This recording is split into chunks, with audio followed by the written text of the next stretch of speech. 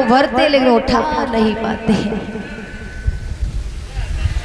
महाराज शरीर इतना कमजोर हो गया, महाराज हरिश्चंद्र को विश्वामित्र ने किसी भी तरीका से भोजन नहीं करने दिया था। जैसे ही भोजन करने जाते थे, कभी बिल्ली का रूप, कभी कुत्ता का रूप, कभी बाबा का रूप, कभी किसी का रूप। 26 दिन हो गए थे, राजा हरिश्चंद्र को विश्वामित्र ने भोजन नहीं करने दिया था। किसी न किसी रूप में भोजन लेते रहे। आज हरिश्चंद्र का शरीर इतना कमजोर हो गया। आज मेरे श्रोताओं, जैसे ही हरिश्चंद्र उस नदी पर पहुंचे हैं जल भरने के लिए, तो उस गहरे जल में घुस गए, लेकिन घड़ा नहीं उठ रहा है। बहुत परेशान हैं, विचार कर रहे हैं, अगर इस घड़े को हमने नहीं उठा पाया तो आज हम वापस लौट करके कैसे कालू मेहतर को मुख दिखाएंगे। मेरे श्रोताओं, आज जब घड़ा नहीं उठा है तो मैया तारा का आना हुआ। आज कंठ गदगद हो गया और कहने लगी, आज तो मेरी पतिव्रता, मेरी पत्नी आ रही है। बंधुओं जैसे ही तारा को आता हुआ देखा, खुश हो गए और एक जवाब दिया है, तारा ये घड़ा मुझसे बिल्कुल नहीं उठ रहा है और इस घड़े को उठवा दीजिए, मेरा शरीर बहुत कमज़ोर हो गया है। उसी समय मैया तारा ने जवाब दिया, पिया अगर हम आपका घड़ा उठवाएंगे तो मेरा धर्म नष्ट हो जाएगा, क्योंकि आपके हाथ में घड़ा एक मेहतर का है और एक हम ब्राह्मणी के यहाँ नौकरी करते, मजदूरी करते हैं, हमारा धर्म जाएगा, हम आपका घड़ा नहीं उठवा सकते हैं। उसी समय एक बात कही राजा हरिश्चंद्र ने मैया तारा से,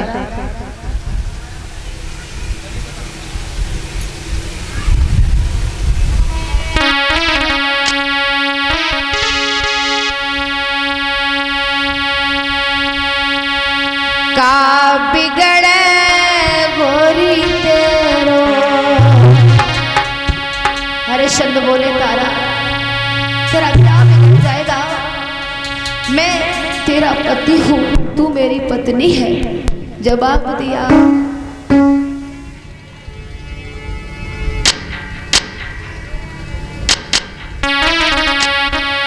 का बिगड़े गोरी तेरो और रनिया दे दे सारो है।